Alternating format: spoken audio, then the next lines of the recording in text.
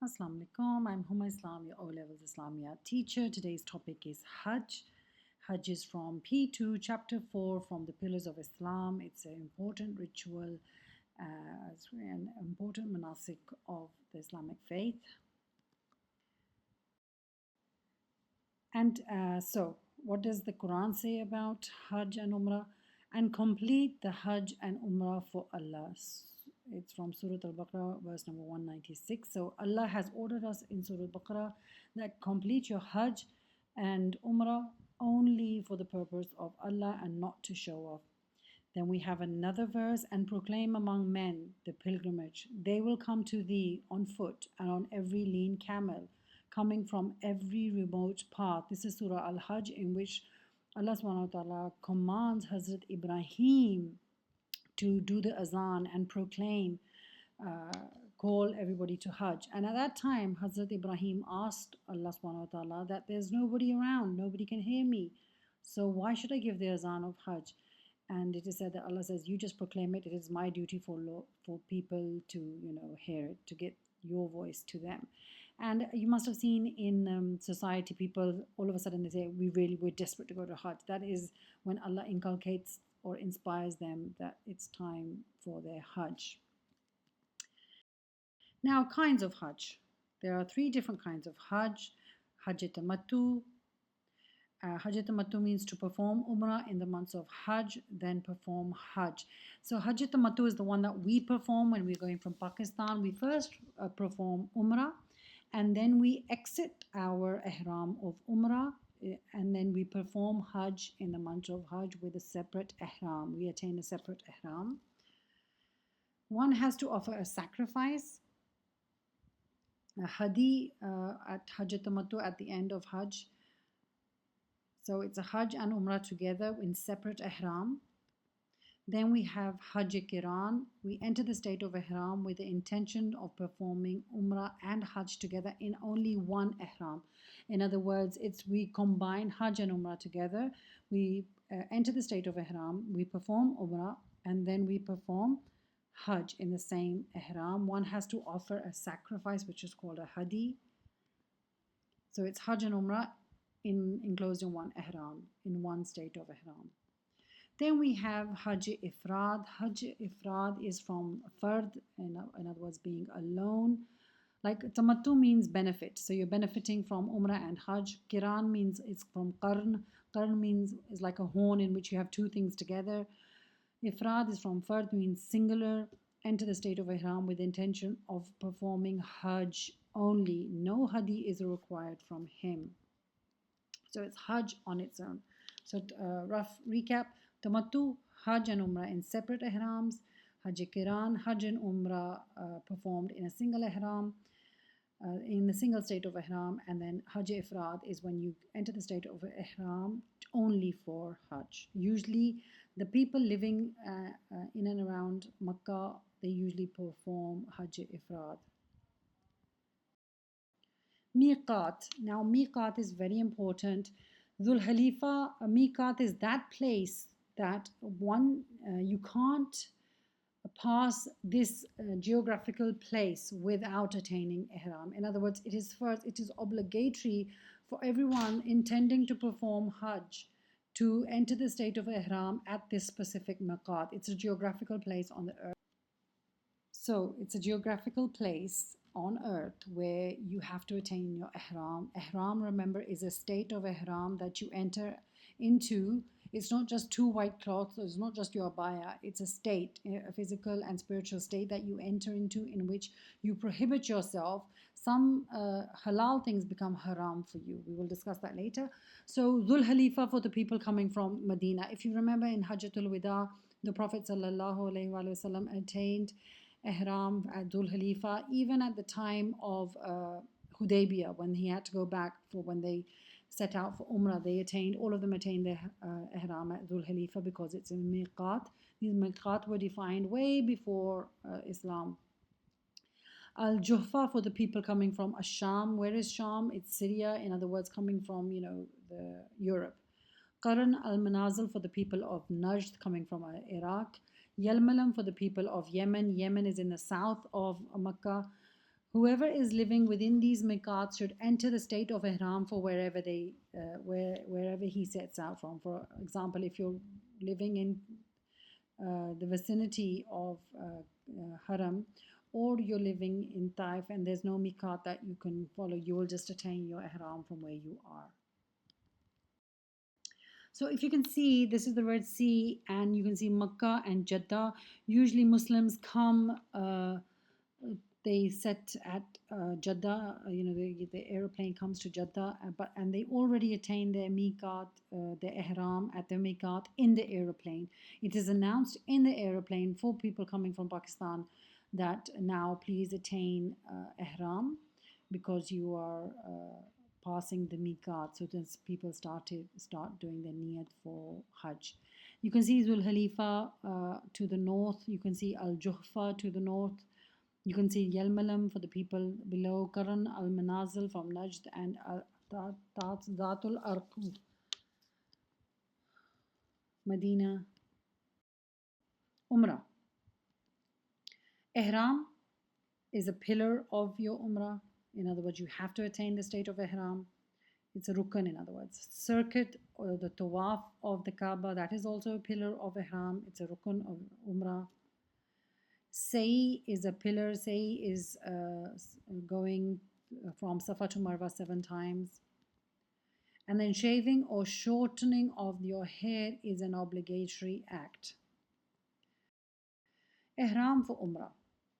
Take a bath. It's a sunnah to take a bath, so everybody will take a bath and attain. The man should put perfume on his body and beard. Women are also allowed to apply perfume to their body, but it should not smell too strong. Man takes off his clothes and wears ihram garments. Ihram are 2 pieces of unsewn cloths. I mean, there should be no seam on it, no sewing of thread on it. It's just 2 cloths that. And women will wear their regular clothes, but they will make sure that they're covered with a proper abaya and a proper hijab. A woman may not cover her face with niqab. She's not allowed to cover her face with niqab or hands with gloves. However, she should use her head covering to cover her face in the presence of strangers. If there are strangers there, if she's used to covering her face, she can just, sort of like create a parda for that. Ihram for Umrah. He who intends to perform Umrah should say, Labaik Allahumma li umrata. Labaik Allahumma umrah. In other words, Labaik, I am present, O Allah, li umrah, for Umrah. If I can just play this. لبيك اللهم عمرة. Fine. From this moment, he is considered to be in the state of ihram, and in the state of ihram, some things become forbidden for you. Talbiyah. After intention, he begins saying Talbiyah. He says it loudly. Labaik Allahumma labaik, labaik la sharika laka labaik, innal hamda wa ni'mata laka wal mulk la sharika lak. You have to continue saying Talbiyah in a loud voice right until you reach up to the Kaaba. As soon as you see the Kaaba, you stop reciting it and you start your dua. This is the transliteration. He continues reciting Talbiyah until he sees the Kaaba.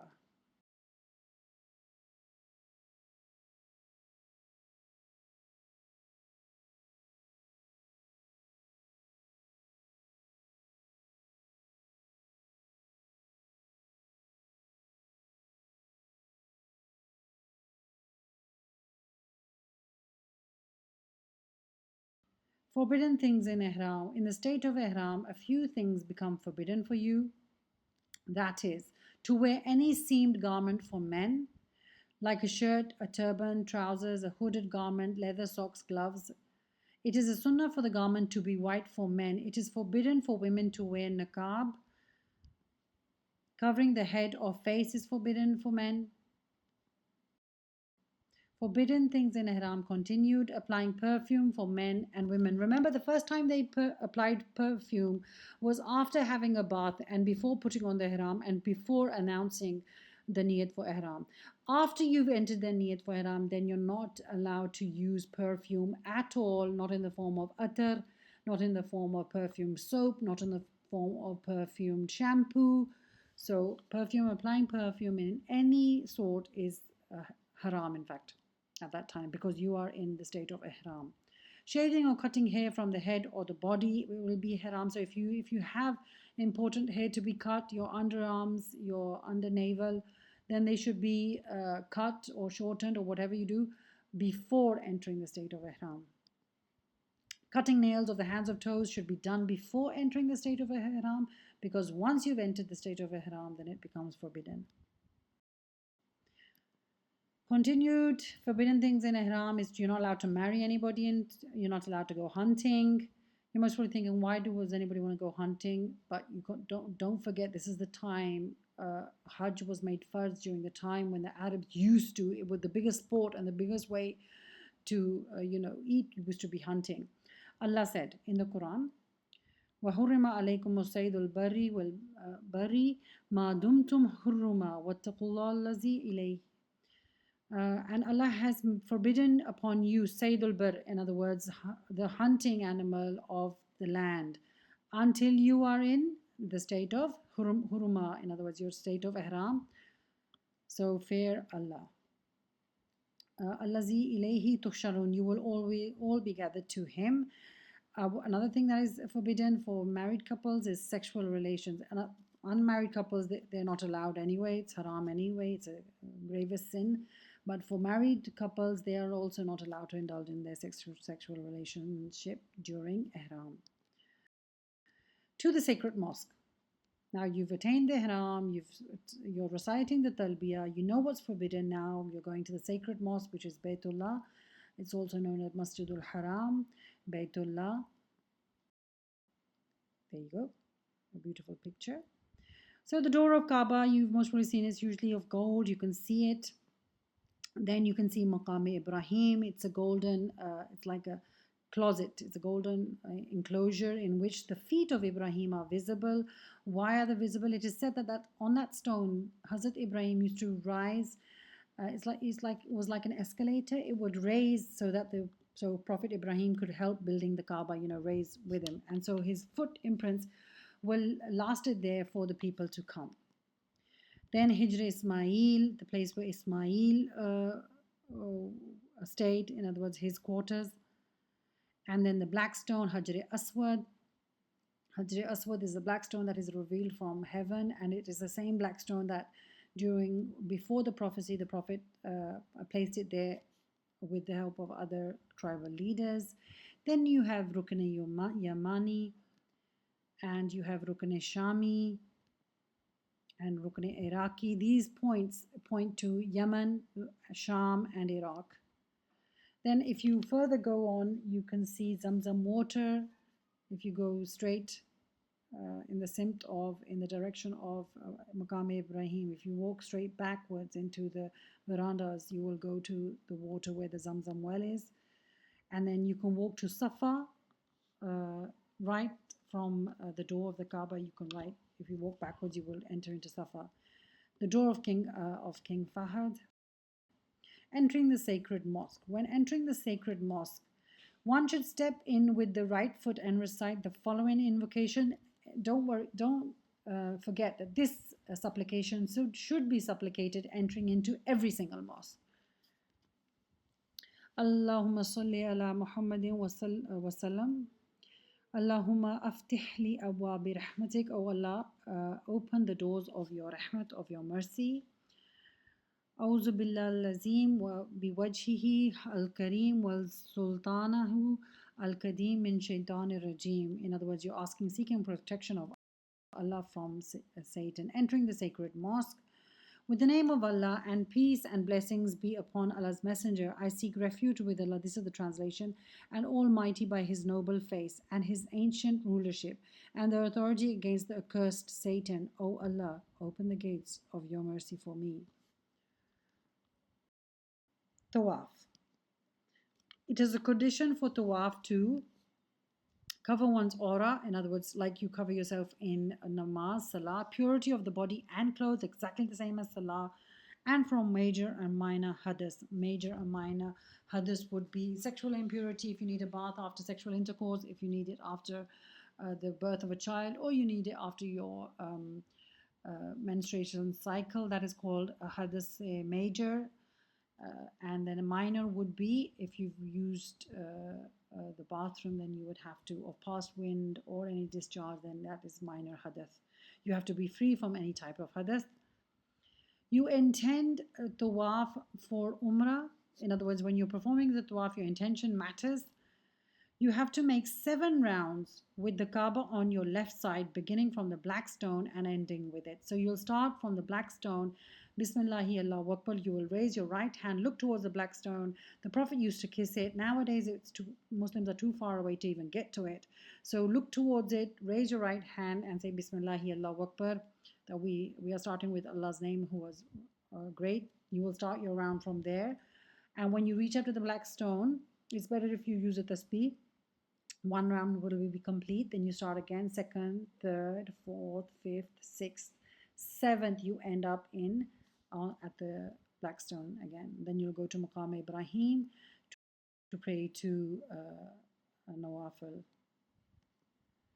Black stone, door of the Kaaba, Maqam Ibrahim, Hijr Ismail, Rukn Yamani, Rukn Shami, Rukn Iraqi,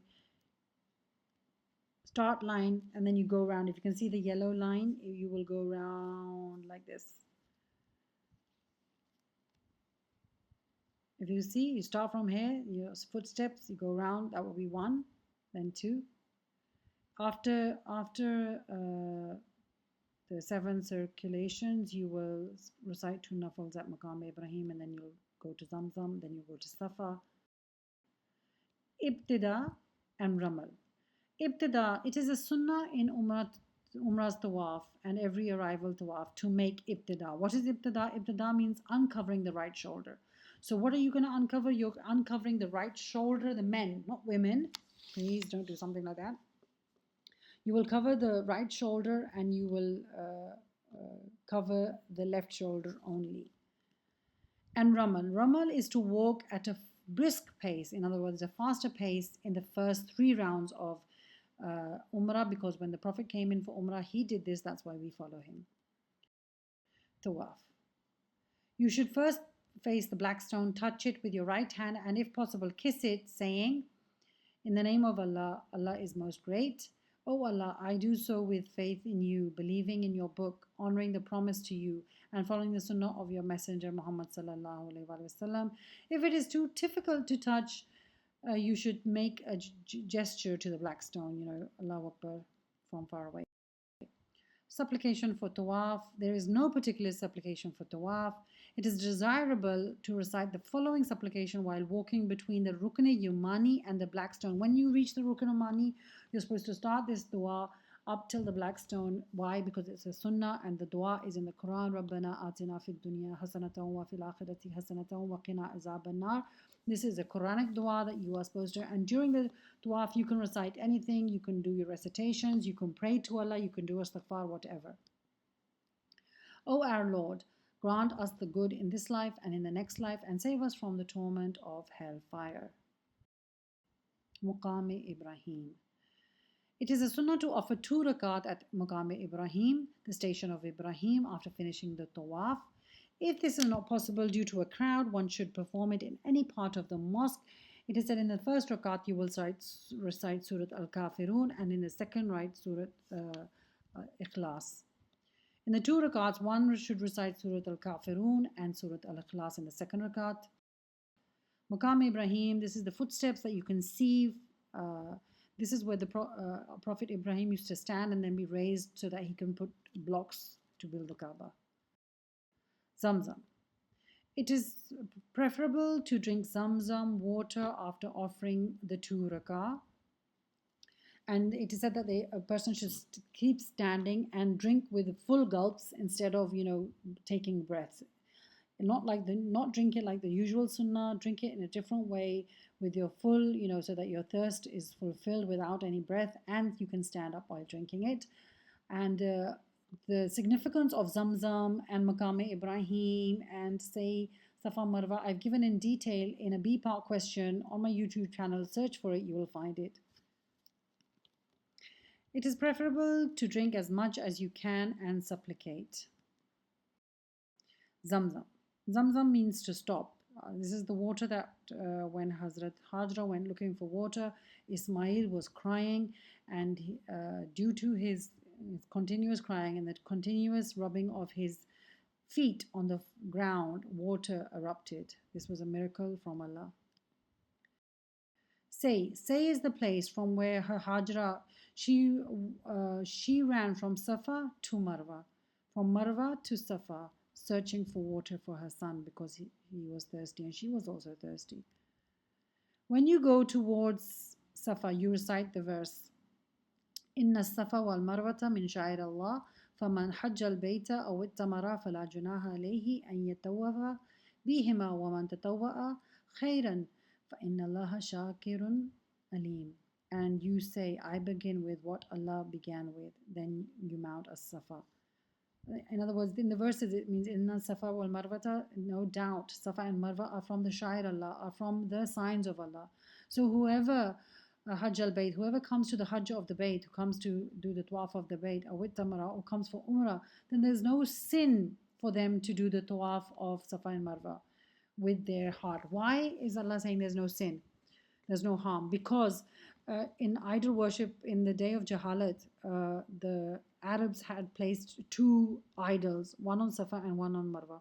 And people started thinking that maybe we are running through Safa and Marwa just to please these idols. So Allah, when the idols were removed, people were still having doubt as whether they're supposed to do it or not. So then Allah says, no worries. It is desirable to face the Qibla and recite the following supplication.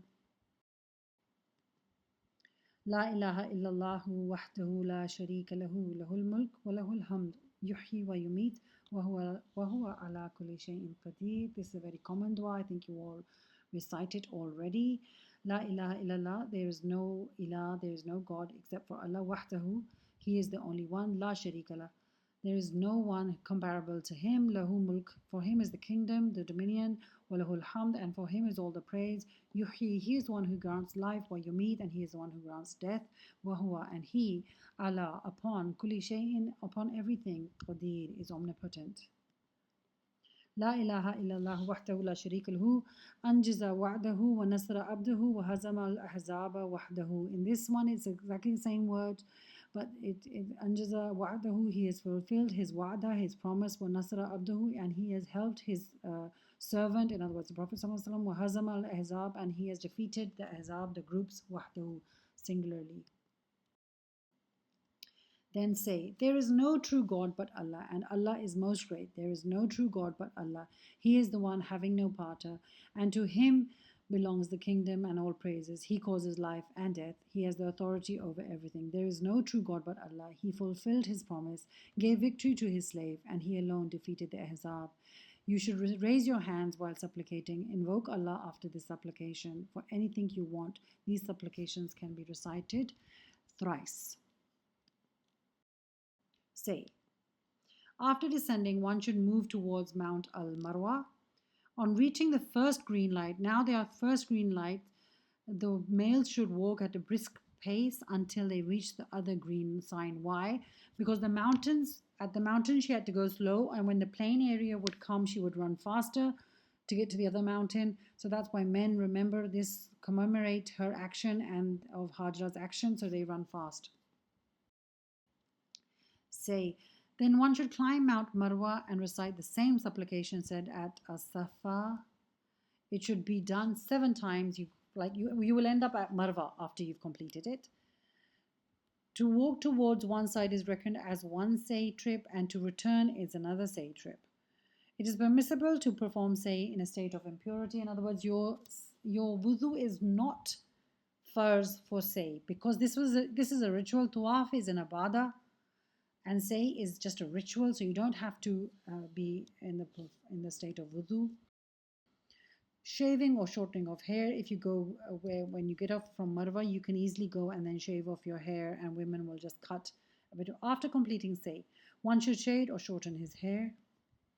It is not permissible to cut or shave only part of one's head. You can't like leave half of a part on. That is something that people with shirk used to do. Women should cut the length of a fingertip from their hair. Having performed these rites, one completes Umrah, and those people who have gone for Hajj Tamattu, they can exit Umrah based on this cutting of the hair. Staying in Makkah. Staying in Makkah. If you are doing Hajj Tamattu, then you will stay in Makkah and you can do as many tawaf as you want and ibadah in the mosque until the 8th of Dhul Hajjah. Hajj step by step. Hajj step by step. Ihram, you will attain the Ihram on the 8th of Dhul Hajjah. I don't think I have to repeat what Ihram is. On 8th of Dhul Hajjah, you will stay and sleep in Mina. You will go towards Mina and you will stay and sleep in there. You will pray the regular prayers. On 9th of Dhul Hajjah, during the day, you stand at Arafat. These are the important things. On 9th of Dhul Hajjah, at the night, you will spend at Muzdalifah. On the 10th of Dhul Hajjah is Yawm Nahar. You will sacrifice, throwing pebbles also, then slaughtering your animals and shaving or shortening the hair. That will be your Tahleel Awwal. You will exit the Ihram on the first exiting, and then you will do Tawaf Ifada going to Makkah, and then you will do Say, and then you will exit on the from the state Tahleel Sani, the second exit of Ihram, and then you will go back to Mina to stay 11th, 12th, and 13th of Dhul Hajjah. They are called the Ayame Tashriq. Throwing the pebbles, spending the night at Mina for 11th, 12th, and 13th of Dhul Hajjah. Now, if you can see, this is a Google map. The white illuminated place is Makkah. Al-Masjid al-Haram is here. This is Mina. It's a tent city. This is Muzdalifah. So you will go from Mina to Muzdalifah. From Masjid al-Haram, Mina, 8 Dhul Hajjah, you'll stay there. Mina to Arafat. Then you'll come back to Muzdalifah. If you can see, this is Arafat. So from Mina, you'll go to Arafat. You'll listen to the khutbah nearabouts here. Then you'll stay at Arafat. You'll go back to Muzdalifah to stay the night. Then you'll go to Mina on the 10th of Dhul Hajj. Azizia, people stay there. Jamarat in Mina, where you stone the devil. Khaif Mosque is also in Mina. Mashal al-Haram Mosque is in Muzdalifah. Mashal al-Haram, the Mosque of Mashal al-Haram is mentioned in the Quran. Nimra Mosque is near Arafat. You listen to the khutbah there. Ar-Rahma Mountain is also in Arafat. It's the common place that you see in many visuals.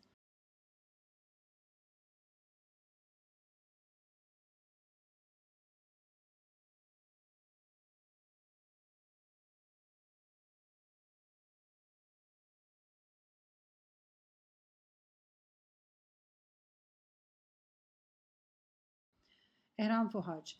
It is a sunnah to go to Mina before mid-noon, offer the prayers of Dhuhr, Asr, Maghrib, and Isha and Fajr at Mina. Each prayer should be performed at its appointed time in Qasr, shortened form. They should not be combined. You're going to combine it the next day. It is a sunnah to spend the night at Mina. Going from Mina to Arafat after sunrise on the 9th of Dhul Hajjah. Arafat. Reach Arafat before mid-noon if possible, and you are supposed to listen to the khutbah. After listening to the sermon, you should pray Dhuhr and Asr together in Qasr with a single adhan and 2 aqamas. Dhuhr would be prayed in 2 rakats, and Asr will be prayed in 2 rakat. There will be Jama Qasr under Imam. Then Arafat, you will do a Kufi Arafat. You should face the Qibla and strive your utmost in remembering Allah, invoking Him and supplicating in every possible mode wholeheartedly. This is called Wakufi Arafat, the standing at Arafat, Qiyam Arafat. I must tell you, without this, your Hajj is invalid. Batil Hajj if you don't do Arafat. Merits of the day of Arafat. Aisha radiallahu anha said, Allah does not release more of His slaves from hell than on the day of Arafat. He becomes closer to them and speaks loudly of them to His angels. He says, What do these slaves of mine seek? And most of them at that day are all seeking forgiveness. May everyone be forgiven. So these are visuals of Arafat. While supplicating, one should raise both hands. The Prophet said, the best supplication is on the day of Arafah, and the best supplication that I and the messengers preceding me have said is La ilaha illallah, wahdahu la sharika lahu, lahul mulk wa lahul hamdu, yuhyi wa yumitu, wa hawla wa la quwwata, wa huwa ala kulli shay'in qadir. Sorry, that is exactly saying what was recited at say. Leaving Arafat, you will proceed to Muzdalifah after sunset. You should return calmly to Muzdalifah. You listen to the Maghrib Azan, but you're not going to pray Maghrib there. You listen to the Azan, but you set out for Muzdalifah and then you pray Maghrib and Isha Qasr combined, Jama Qasr. The Prophet ﷺ said, O people, be tranquil. In other words, go calmly. You should frequently recite the Talbiyah while you're going at Muzdalifah. When you reach Muzdalifah, you should immediately offer the prayer of Maghrib and Isha Qasr combined with a single Azan and two Aqamas. At Muzdalifah, you will collect pebbles, then you should go to sleep because you've got a busy day tomorrow and you've already had a busy day. Pray Fajr in its earliest stated time. At Muzdalifah, after Fajr prayer, you should stand facing the Qibla and remember Allah and offer supplications. You should do dua. Glorify Allah as much as possible till it becomes bright, and then you will set off to go and stone the pebbles. Then you move towards Mina before sunrise, saying the Talbiyah. Carry on. You should hurry while traversing the valley of Muhassar, Meshur, a place of torment in the past. At Mina. You reach Mina on the 10th of Zilhajj in the morning.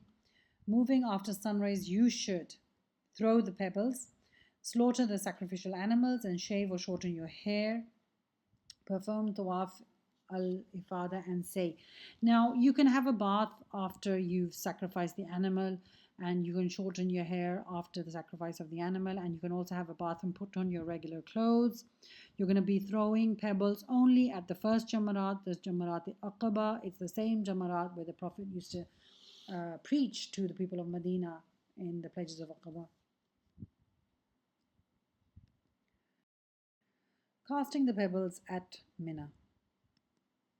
You should stone Jamarat al-Aqaba with 7 pebbles, one after another, small pebbles, saying Allahu Akbar, Bismillahi Allahu Akbar each time you cast a pebble. Do not cast before sunrise. You can cast at noon or night. Slaughtering at Mina. You should slaughter the sacrificial animal any place in Mina or Makkah. The sunnah is to sacrifice with your own hands if possible, saying Bismillahi Allahu Akbar, Hadda minka wa laka. Hada minka, yani this sacrificial animal is from me, walaka, and for you. In the name of Allah, Allah is most great. Oh Allah, this is from you, this is for you, and this is from you and for you. Yani ki minka, it's from you and it is for you also. Mina, shaving of the hair. The pilgrim should shave his hair or shorten it. Shaving it is preferable because the Prophet ﷺ shaved his hair. He prayed thrice for the mercy of shaving and shortening. He prayed only once for the shortening of the hair. And you know, when the Prophet shaved his hair, his companions, they collected his hair and they distributed the hair amongst the companions. That's why you hear that the hair of the Prophet is in Kashmir or is in Lahore or is in so and so places. Is because companions collected the hair and they shared it between each other and they took it to wherever they went to spread Islam. It is not enough to get only part of the hair cut, rather the hair of the whole head should be cut. Women should cut the length of a fingertip from their hair. Mina, the first phase of lifting the restrictions of Ihram. After casting the pebbles and shaving of the head, one in Ihram is free to have all the things which had been prohibited for him during the state of Ihram, except for having relation with his wife. In other words, he can apply perfume now, he can use perfume shampoo. There are other things that were forbidden. He can exit that, but he cannot have the sexual relationship with his spouse. Makkah, then you go to Makkah for Tawaf Ifada. It's also called Tawaf Ziyara. You should perform Tawaf Ifada, 7 circles around the Kaaba without Ramal and without Ittiba. In other words, without uncovering the shoulder and without fast forwarding it. After Tawaf, offer 2 rakat behind Maqam Ibrahim, if possible, or any place you can, anywhere near it. Then you'll go in Makkah, you'll go for Say. You should perform Say between Safa and Marwa exactly the same way you did for Umrah. With this, you reach the second phase of lifting the restrictions, even enjoying with women, sexual relations, and what precedes it. In other words, you're out of, after the Say, you are now finally out of your state of Ihram, and all the restrictions of Ihram are lifted. But you still have to go back to Mina. Mina, sleeping on the 11th, 12th, 13th of Zilhajjah at Mina, they are called the Yam Tashriq. These are mentioned in the Quran. In these days, pilgrims should stay in Mina 3 days and 3 nights. It is obligatory to spend the first and second night at Mina, but it's okay if you leave the third day. If the pilgrim intends to leave Mina soon after casting the pebbles on the first 2 days, he should leave before sunset of the second day. The last day. When pilgrims intend to leave Makkah, they must perform farewell tawaf so that they spend their last moments at the Kaaba. It's called Tawaf Wada, and it is an obligatory act. Narrated by Ibn Abbas, the people were commanded to make the house Tawaf of Wada their last act before leaving Makkah, except that the women in menses who are on their periods were exempted. So if we go through a recap, the pillars of the Hajj were the Ihram, standing at Arafat, and Tawaf Ifada, and Say. You should fulfill the pillars of Islam, or your Hajj will be destroyed. It will be batil. All of your efforts will be batil if you don't fulfill these pillars of the Hajj. Ihram, standing at Arafah, Tawaf Ifada, and Say. Missing out any of them will destroy your Hajj. Obligatory acts of Hajj.